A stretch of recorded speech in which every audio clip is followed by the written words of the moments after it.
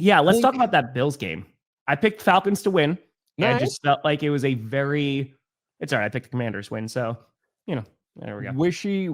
It evened out. I feel like for the Bills, like, let's talk about them because I do want to praise the Falcons a little bit. Mm-hmm. The Bills have a few problems. One, exactly like you said, their run defense, it's almost non-existent, right? It was bad.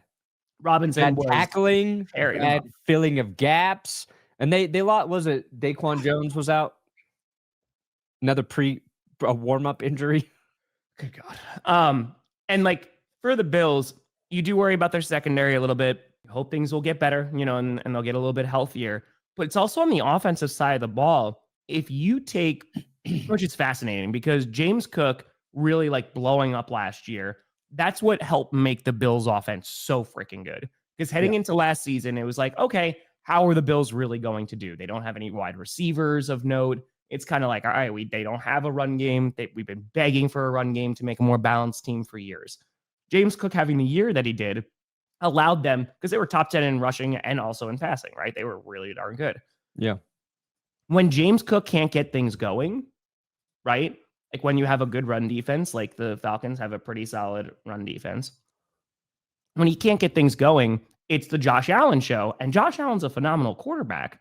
The problem is like they don't really have those like deep threats, like that number one guy. I feel like they're able to win without that, but it's only when they have a balanced offense, if that makes sense. Because when you're forcing it to all be on Josh Allen and you're going against a pretty good defense, and there's turnovers and the whole nine, and that last interception, he's just trying to make a play.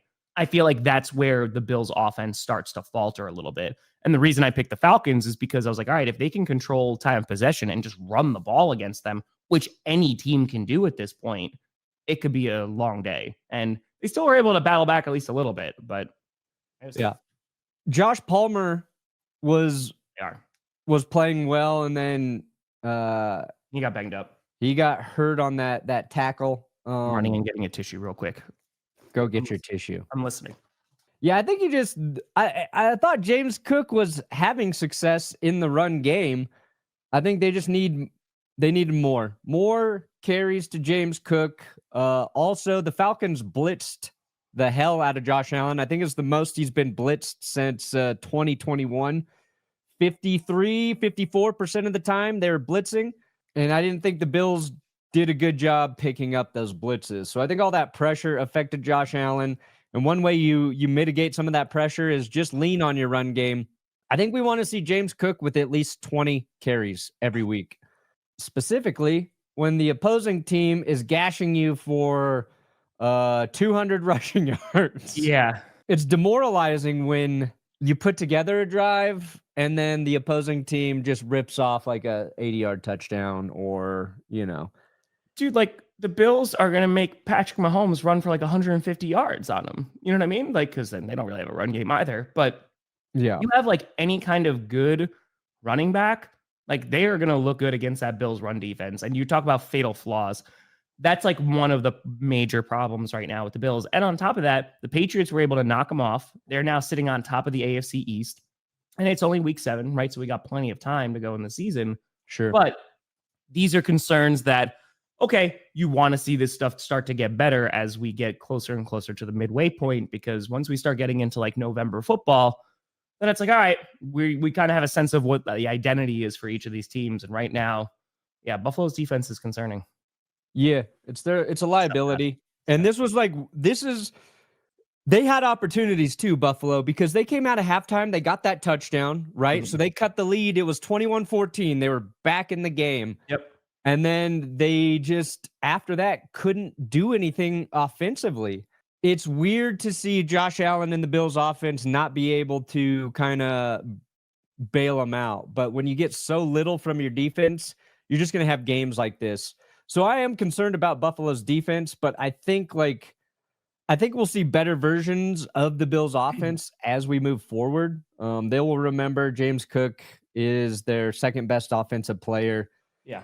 They didn't have Dalton Kincaid in this, and he'd been playing pretty well this year. But yeah, it feels like they need that dog as a receiver. And Keon Coleman's supposed to be that guy. And He has moments, but he has not had games where it's like, oh, nobody can cover this dude. Nobody can stop this dude. So they got to figure that out. Yeah.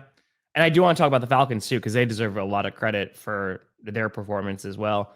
Sophomore slump, I feel like, I'm not going to lie, I feel like almost everybody predicted some kind of slump for Jaden Daniels because they went to the NFC Championship game, right? So it was either going to be for the team as a whole, or is it be Jaden Daniels? Daniels played, like I said, he played well last week in his return game. I think without their number one weapon in Terry McLaurin, like that's also going to definitely hamper them. But we'll kind of see as things go along.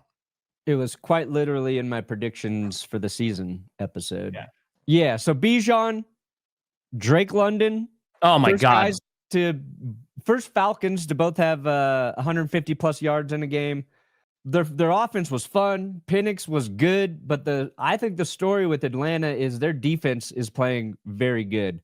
While you were getting your tissue, I was talking about the pressures that the Falcons generated on Josh Allen. They blitzed over 50% of the time in this game. Their secondary is strong, but it's their defensive front that had been an issue for them, and that's looking like they fixed it. They brought in Ulbrich, another Jets cast off. Cast off. And right now, through 6 weeks, first in total yards allowed, first in passing yards allowed, seventh in points allowed, eighth in takeaways. Atlanta, you got a good defense. And if that offense plays like it does every week, like it did against Buffalo, and we haven't seen it do that every week yet, they're a very good team. And suddenly the two Southern divisions, they've got some good football teams finally, like competitive teams. We're not just shitting on the NFC and AFC South. There's like, one team will be good and the rest are all going to suck. Panthers are coming up. We know the Bucks are good. Falcons look good. Colts, Jaggies. I think Houston's going to be good. Those divisions might be fun. Well, and this is when I was doing predictions, I was looking through and I was like, let me look at the Falcons defense real quick, like literally while I was doing recording. And I was like, damn, all right, their defense has been pretty damn good against the run. It's been pretty damn, we knew their secondary was good from last season because the thing that defense has been missing for all these years was edge rushers, right? Like just getting pressure on the opposing quarterback.